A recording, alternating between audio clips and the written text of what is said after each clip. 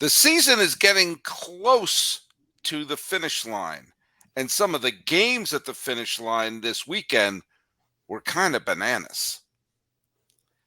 Hello, baseball fans, and welcome to a Locked On MLB, Locked On Diamondbacks crossover. This is the podcast we talk about all of Major League Baseball. I am your host, Paul Francis Sullivan. Please call me Sully. I am an Emmy-nominated television producer who has been a baseball podcaster for over a decade now. This is my fifth season that we're in the back nine for, probably in the back six for, on the Locked On Podcast Network. You can follow us at Locked On MLB Pods on Twitter and Instagram. You can follow me. I'm at Sully Baseball on Twitter, or X, or whatever the hell it's called now. Sully Baseball Podcast on Instagram. And every week I collaborate with this guy right here. Please sign in. Yes, Miller Thomas, host of the Locked On Diamondbacks podcast. You can catch me on Twitter at CareerThomas24 for my personal account. Look up Locked On Diamondbacks, both Twitter, Instagram for the podcast handle. Of course, hit subscribe for Locked On Diamondbacks on the YouTube channel. And before I go, just real quick, today's episode is brought to you by Game Time. Download the Game Time app, create an account, and use code LOCKEDONMLB for $20 off your first purchase. Last minute tickets, lowest price guaranteed. All right, so Millard. Yep. I was toying with the idea of calling you from the game. You were at the ball game today. You went to the ballpark. I keep wanting to call it the Bob, the Bank One ballpark, but you saw the Diamondbacks do something they haven't done a lot of recently. That is, they won a baseball game. Tell us about your day at the ballpark today. Yeah, the experience of seeing the Dbacks win, because it's just been so few and far between recently, because I went to the game on Friday. I admittedly go to a lot of Dbacks games. I want the people to know that the Locked On Dbacks host is a dedicated guy, and he's gone to like 15 games this season. But I went to the game on Friday, hoping to break the losing streak then and there. Did not happen, unfortunately, but I got to go to the Sunday finale, and watching the Dbacks win was such a good feeling, because this team in the first half of the season, the thing that they did best, better than any other team in Major League Baseball, was this little thing called comeback. Sully Baseball. They were coined the answer backs because they had so many comebacks. And on Sunday, we got to see it again, because entering the seventh, down a couple runs, Lourdes Gurriel ties it up with a bomb. They get a sac fly in the eighth inning, and then the answer to their closing problems, hopefully going forward. On the second night of a back-to-back, we get Paul Sewald to close it out. He's bringing energy. He's bringing fire. I'm not saying the D-backs are back, because we are far and away back from saying that statement, but it's at least nice to see the D-backs handle the business against the San Diego Padres and not drop to fourth place in the NL West. But let's go over something for a second here.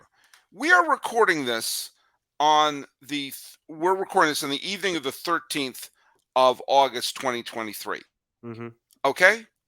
Yes. The D-backs had to win today to climb back to 500. Am I correct? Your Honor, if I said anything wrong at this point. All factual so far, sir. Now, to think about the last day when a Diamondbacks fan woke up, could look at their phone, look at their device or whatever, and see their team in a playoff position, was the beginning of this month. Mm-hmm. August, from Memorial Day until July 25th, they were either in first place or a wild card team every single day. And you could have woken up on the morning of August 1st and said, hey, my team's a playoff team. And here we are less than 2 weeks later. And we're saying, well, at least we're back to 500. I'm sorry. I mean, this was a team that I had. It was a lot of fun having you on here, because they were a fun, exciting team with good pitching at the top and some exciting hitters on there. What in the name of Tony Womack is going on here? Yeah, it's been disgusting, because I also like to do a little weekly crossover with Javier Reyes of Locked On Padres, and I was giving him crap for a long time. You know, D-backs, Padres. I always see the Padres take it to the D-backs in all these regular season series, and for once I was like, hey, Javi, let's talk again about the state of the NL West. Look at my team ahead of your team, number one in the standings. And then all of a sudden, you fast forward to this weekend series, and I was like, if the D-backs don't have a good series. If the D-backs get swept like they've been doing the last 2 weeks, the D-backs are going to drop to fourth place in the NL West. I'm gonna have to hear Javi's mouth. So it's been just disgusting for the D-backs, the bullpen, the rotation depth. I mean, they're revamping everything right now. We just got Carson Kelly DFA'd. They reinstated Gabriel Moreno. They called up another rookie, Bryce Jarvis. They started a rookie starter last week. Like, they're just revamping this whole thing. They're kind of grasping for straws a little bit as they're getting desperate because they really just don't know what's going on. Toy Lavello's like, I'm preaching positive messages every day. I don't know what to do for my team at this point in the season. So the D-backs are kind of grasping for straws a little bit, deepening into their minor leagues, calling up Buddy Kennedy. So we'll see what happens going forward there. But the only saving grace is I keep looking up at the wild card standings, and no one, as we keep saying week to week, no one has yet to pull away. The D-backs are 2.5 games back of a wild card spot, which is crazy because, like you said, they were once like 16 games above 500, and now we're just climbing back to a 500 record. It's been disgusting what's happened to the D-backs the last 2 months. I'm really I find it staggering, quite frankly. I mean, like, I thought the Diamondbacks were going to be an okay team this year. I thought they were going to be a fringe wild card contender. I didn't. I thought they were going to hover around 500. Which, if we all woke up today, if we were asleep from late March until right now, we woke up, it's like, oh, look at that. The Diamondbacks are at 500 and are only 2 back in the loss column of a wild card spot. What a wonderful year this must have been in Arizona. And sometimes you have to remind yourself that. Sometimes you have to sort of allow yourself to keep something in perspective.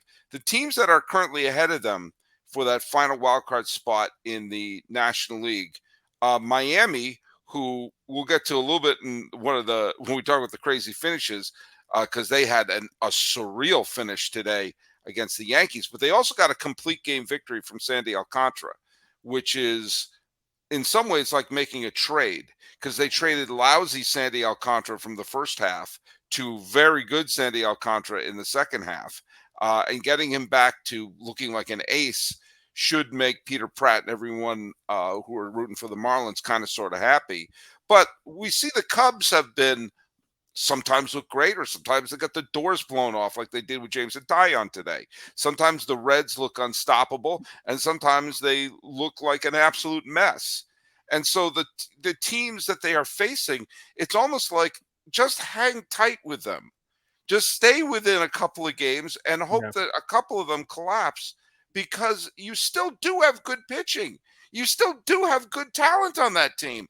And I just can't help but it's just so mind-boggling to me how far this team, like, they dropped 16, 17 games in the standings. Yeah, it's been disgusting. Because let me ask you this, because I do definitely agree. If you go listen to like a preseason Locked on D-backs podcast, I would have told you this was the perfect scenario for the D-backs, back in the preseason. I'm looking up mid-August. They're 2 games back of a wild card spot. At this point, they're a 500 team. I would have told you, you know what, sign me up for that. But considering how the season transpired, I now have to ask the question with how epic of a collapse this has been for the D-backs. Like, how hot of a seat should Toy Lavello, the manager of the D-backs, and Mike Hazen's, the GM of the D-backs, seat should be, because they're both tied up for at least through next season, I think, 2024. And as it currently stands, I'm like, okay, maybe you do bring them back for at least next season, but I think next year is a big make or break point. Yes. Where if the D-backs are not where the Baltimore Orioles are next season, or maybe you're not like a true World Series contender, but you're consistently one of the best teams in the regular season with a chance to make a deep postseason run. That's what I think the D-backs have to be next season. They have to be the Baltimore Orioles. Well, also, imagine if this were flipped. Imagine if they got off to a rancid start and then they had a big thrust. Yeah. I mean, like, if you come back to this is why it's kind of like it's the order in which things were done. They had the great start, and now they've had this staggering middle part. If it were reversed, they like contract extension. Oh my God, this is Torey Lovullo is the greatest manager since Earl Weaver. That's true. And so it's strange how things are done. If they're done in the wrong order, how it could reflect poorly on a team. I think that if the Diamondbacks make the playoffs, and they still have a shot to make the playoffs, obviously you bring everybody back. I think if the Diamondbacks finish above 500, I think you bring them back and you look at this as a big learning experience, because you saw Baltimore's a perfect example. You saw last year for a couple of days, the Orioles were a wild card team. And they did it reversed. They started off horribly, and then they had the great finish. And they finished the season with their nose above 500, a lot of talent, and I think it kind of, you had a lot of the young players kind of got their sea legs. Sort of like, okay, this is what it felt like to play meaningful games. We didn't win piddly poo, but we got a sense of it. Kansas City did the same thing back in 2013, which led to their back-to-back World Series appearances. I would right now, I mean, they've done this a little bit. Every good prospect bring up right now. Just bring them up. You don't know who's going to give a spark or anything on the team right now. You gotta try to run that and hopefully give that little spark to the team. But yeah, I think that it is startling to see a team that started off so positively, and I mean, the other elephant in the room, and it's not Stomper, the mascot for the A's, but it's the Okay. fact that the Dodgers have found their sea legs. Yeah. I mean, the Dodgers. I mean, they're right now in an 8-game winning streak. They're the Dodgers again, and I think some of the moves that they made, while they didn't make the big honkin' trade, they did bring back some pitching depth, and I think the Kershaw coming back and acquiring Lance Lynn, and Lance Lynn remembering how to pitch. I think these are all positive things. And I think that's another thing that has hurt, but also San Francisco Yep. reemerging. I mean, like, those two teams got off to clunky starts. And you are with the stunning thing to me is that San Diego has not found itself. And so that, to me, that has helped, and will continue your trash talking with Javier Reyes. But hey, I'm glad you were able to get your tickets. But Oh, hey, you went to the ball game today. How did you get your tickets to the ball game?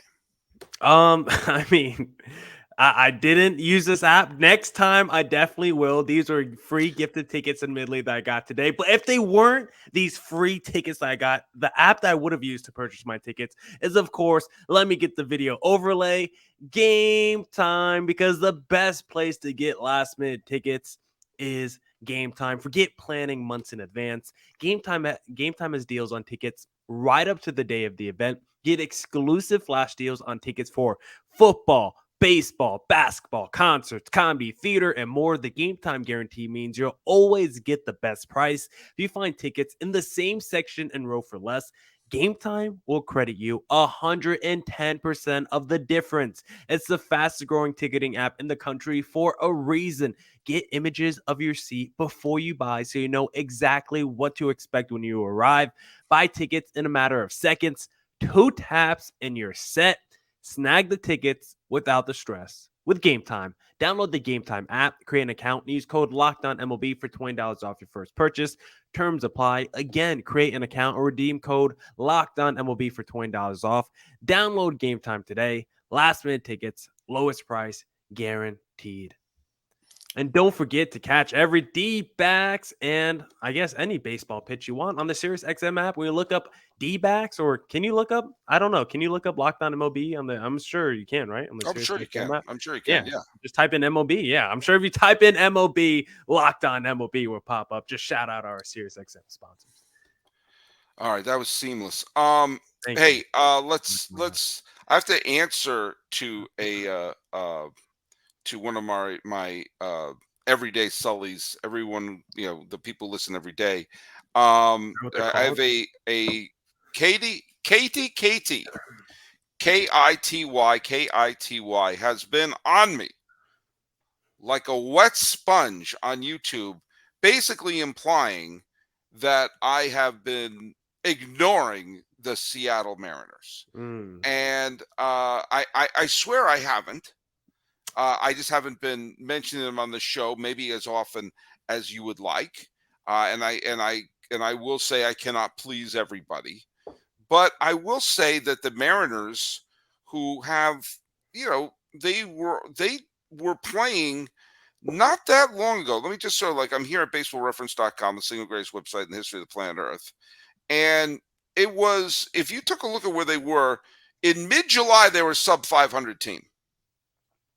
They were sub 500 and really on the outside looking in. And the Mariners are one of my favorite teams. They've always been one of my favorite teams since before Ken Griffey Jr. I have over there, it's too far to reach right now. I have my Trident hat with the star around it. I love the Pacific Northwest. As I've mentioned, I'm a graduate of Washington State University, go Cougs. But the fact of the matter is by the middle of July, it's like, oh, I was toying with the idea of like, should they just give Scott Service the boot? But again, like we were saying, it's the order of which the winning comes about. And let's just take a quick peek on uh they were a sub 500 team on the middle of July on July 19th. They were July 19th, they were a sub 500 team. Suck it. And um and since then, hold on a second. After that day, the Mariners are, at baseballreference.com, the English website in the history of planet Earth. The Mariners are 15-6 since then. Oof. And Heating up. like and that includes this weekend series where they dropped 2 or 3 in extra innings to Baltimore. And these were wild, dramatic games that were being played. And so, you take a look, and they have now climbed to within about a game and a half of a wild card spot where Yep. they're chasing Toronto. And Toronto has not been, I mean, I'm stunned that Toronto has not been a more steady contender this year because they are loaded with talent. They're absolutely, loaded with talent. But every time I look up, I mean, I'm stunned that Cal Raleigh of the Mariners only has 20 home runs. The reason is because whenever I look at a highlight, he has 2 or 3 home runs in that game. I assumed he was close to 80 this year if you were just casually looking at some of the highlights. If you take a look at the fact that they have, Teoscar Hernandez, has he been great this year? No, Yeah. not really. But he's been getting some big hits recently. Julio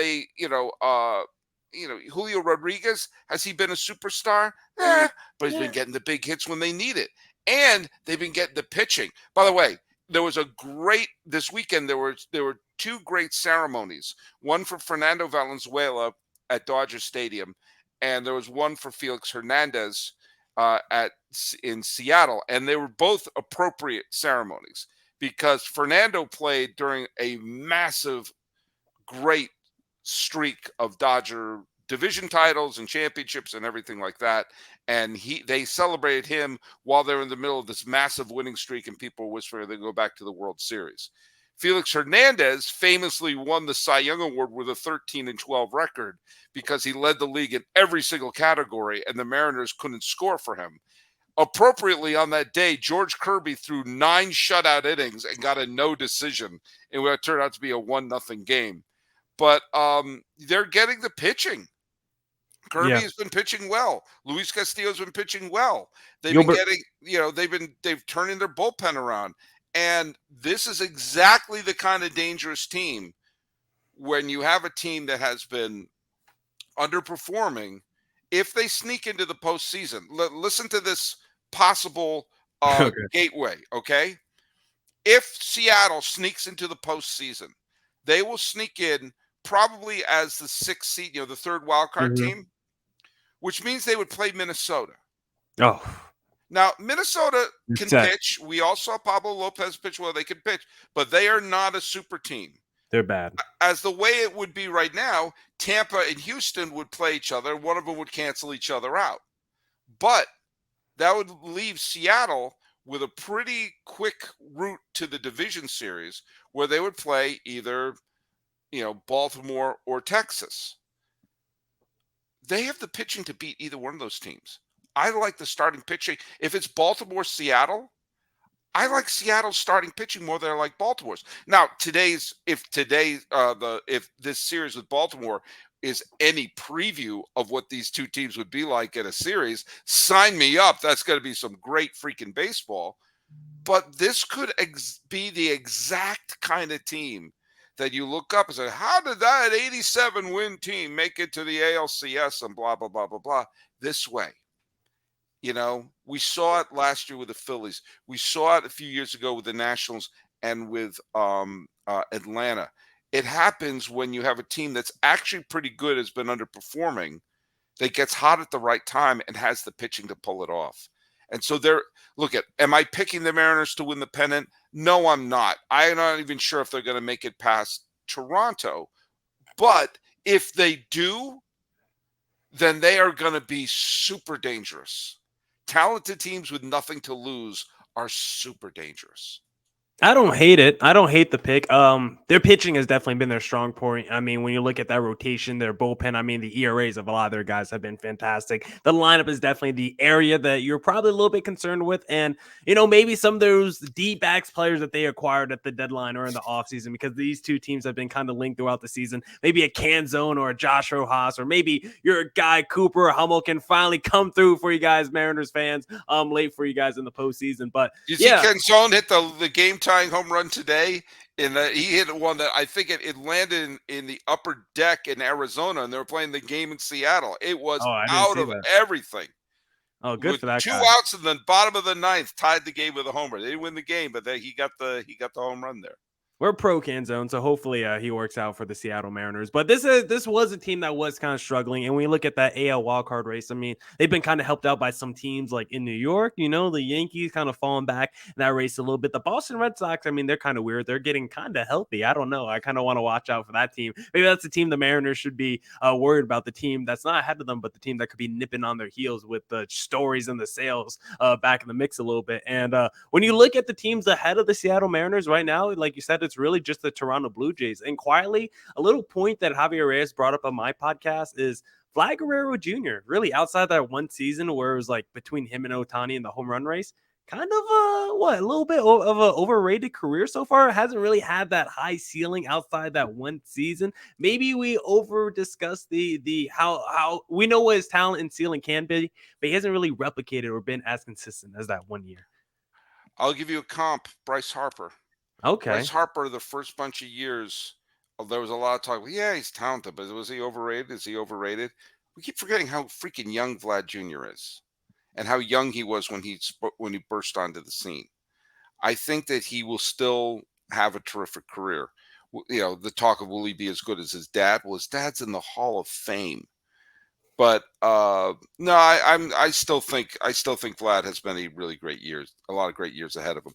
By the Yeah. way, you mentioned the AL East. The AL East, Baltimore had back-to-back extra inning games against Seattle that were just banana boats. Tampa Bay, they got the doors blown off the dump today. The Guardians blew them out, but the previous 2 days were absolutely like Friday night. The Rays bullpen absolutely collapsed. Like they were throwing wild pitches, walking batters. They I think 2 runners came in on wild pitches. It was crazy. They had a big lead going into the ninth. They blew the lead, and then Wander Franco hit a home run to end the game. And then Saturday, the Cleveland had a big lead and just chip away until a Rosarena got the big hit to walk it off. Now they lost today, but those are 2 walk-off games that the Rays won, and they're kind of sort of serving notice that, hey, don't forget us. Don't I sleep know on that we're still in this thing here.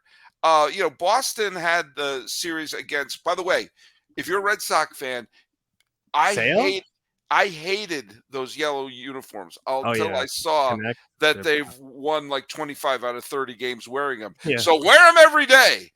Sale came back, and even though when you get through the Sale? 5th, he was throwing a no-hitter into the 5th. Yeah. And, you know, any inning you get out of Sale at this point, consider the fact that we all thought that he was done. Story? Story had a bunch of hits today. He had like 4 hits today or something. Yeah, I think he's like 4 for 4.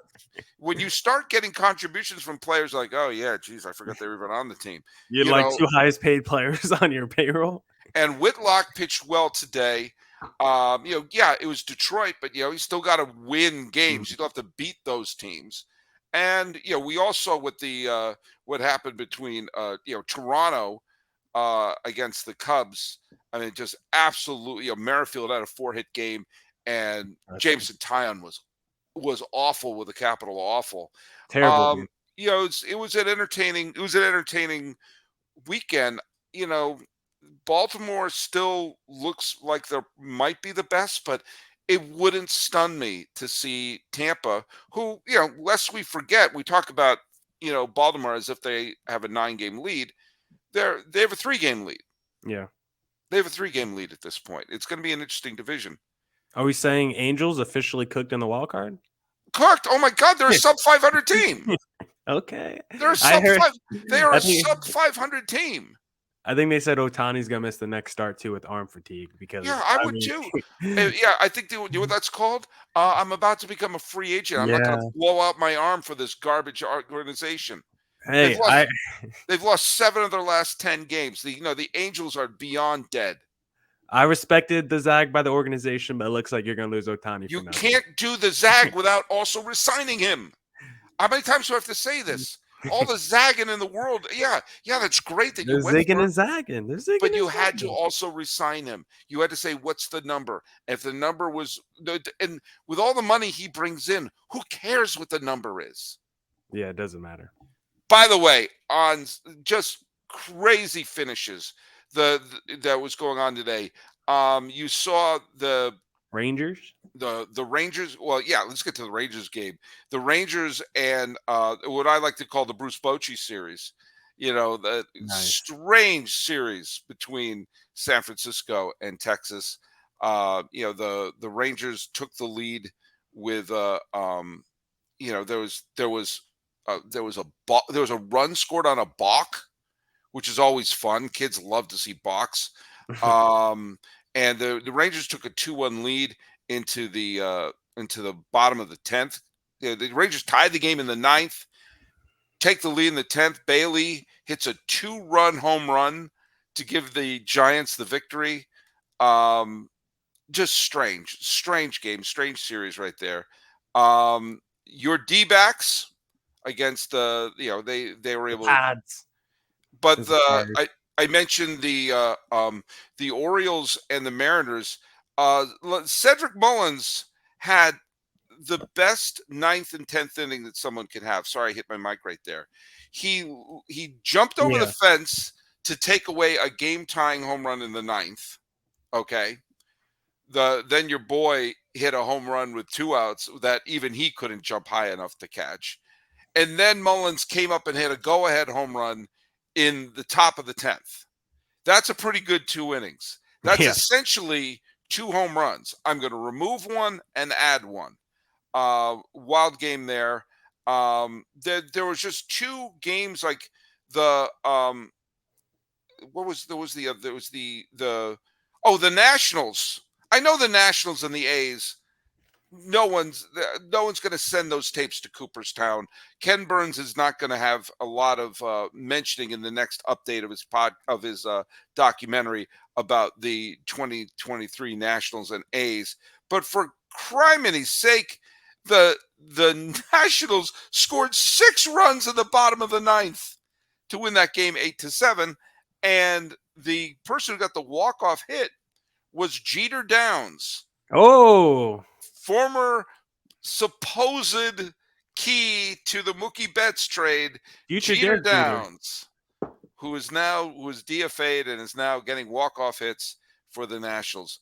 By the way, this weekend also showed why you can't always say who won a trade, because sometimes both sides can win a trade. Now, Pablo Lopez pitched wonderfully for the Twins in one of their wins against the Philadelphia Phillies. And that's not a crummy team. They were in Philadelphia, who were a playoff team, and Minnesota won the series. Lopez was terrific. And so the Twins got, obviously, a terrific pitcher. And it cost them Luis Ariz, who had a fabulous weekend against the Yankees, got the big home run in the game that Alcantara pitched on Saturday, and hit a game-tying triple in the bottom of the 9th in a surreal 9th inning, where the Yankees brought in Holmes just as sort of like, hey, you haven't pitched in a little bit. Let's give you some work. And the Yankees were up 7-2, I believe it was. and 7-3 going. 7-3. It was 7-2 going to the eighth. 7-3 going into the ninth. All right, that game's in the can. And Holmes got a hit, and then then he misplayed a ball that he threw away that should have been an out, and 2 runs came in to score. Arise hits the game-tying triple. Boone someone woke Boone up from his nap, and then they brought in Tommy Canely, I believe it was, and it didn't matter because Berger got the game-winning hit. This is, first of all, should be euphoria time for the Marlins, who are still only half a game out of a playoff spot at this point. Mm-hmm. Every time you think the Yankees can't have a worse loss, any hope for the Yankees is gone. Yeah, this season it's cooked. And let me put this into your brain. They're about to play the Braves. Mm-hmm. The Braves are the best team in baseball. Let's just say if the Braves sweep the Yankees, which is a possibility, Yeah, then the Yankees will be a sub 500 team. Okay? Not, without Judge, they're sub. No. They might be with Judge a sub 500 team if they get swept. And even if they lose the series, they'll be 1 game above 500 in mid-August. I'm sorry. There are good potential general managers out there. There are good experienced general managers out there. There are good actual managers out there. In fact, there are 2 managers out there who have been linked to the Yankees in the past and have coaching experience on World Series championship teams. I'm talking about Hensley Mullins and Roberto Kelly. Also, there are just people who have been tremendous farm directors and assistant general managers all throughout baseball who would love to take over the Yankees. If the Yankees go into 2024 with Brian Cashman as their general manager and Aaron Boone as their manager, they are putting the biggest middle finger in the face of every Yankee fan in the world.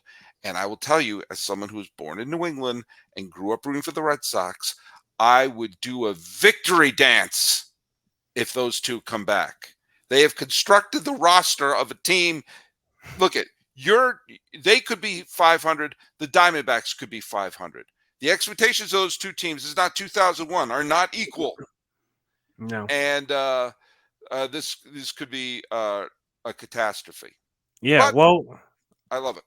Honestly, just make Aaron Judge bobbleheads with the middle finger up because they're both going to come back next season. Brian Cashman is locked in with that ownership group with the New York Yankees. And because of that, Aaron Boone's forever linked with Brian Cashman. But if you do need a silver lining with the Yankees the last couple of seasons, because we talked a lot about the shortstop market the last couple of years about how the Yankees needed to go and get a guy. If you look at all those guys that have signed the last couple of years, I mean, the Yankees kind of dodged a bullet with the Bogarts, the Dansbys, the Trey Turners, the Carlos Correas. Really the only guy, and it's your favorite one that you've wanted to link to the Yankees, the only one who you could even say, outside of Shohei Ohtani might have been the best player in the American League this season when healthy. Corey Seager for the Texas Rangers has been an absolute stud this year, and he's been on like a home run tear the last couple of weeks as well. Corey Seager was put on this earth to play shortstop for the New York Yankees, and why he is not is reason enough to fire Brian Cashman. Corey Seager was the most obvious target in the history of free agency. This guy's swing was perfect for the Yankee Stadium. He's a World Series champion. He's a postseason stud. He's a terrific shortstop. He would have been beloved in the Bronx. And instead, he's going to go to the postseason with Texas. Got Volpe. There you go. All right. Oh, Volpe. Yes. Yeah. Volpe. I'm sure he's going to be great. He's going to be fantastic. In fact, they're already working on a Yankeeography for him. Hey, Miller Thomas, tell people where they can listen to your show. Hey, follow me on Twitter at CreatorThomas24 for my personal account. Look up Locked On Diamondbacks, both Twitter, Instagram for the podcast handle, streaming on all podcasting platforms. Look up Locked On Diamondbacks on YouTube as well. And you can follow me. I'm at Sully Baseball on Twitter, Sully Baseball Podcast on Instagram, and the show's at Locked On MLB Pods. And make sure to post your comments here.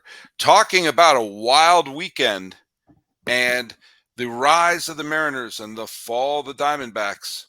Have we covered all of Randy Johnson's teams? Maybe we did. This has been a Locked On MLB, Locked On Diamondbacks crossover. Let's fist bump for another week. Boom.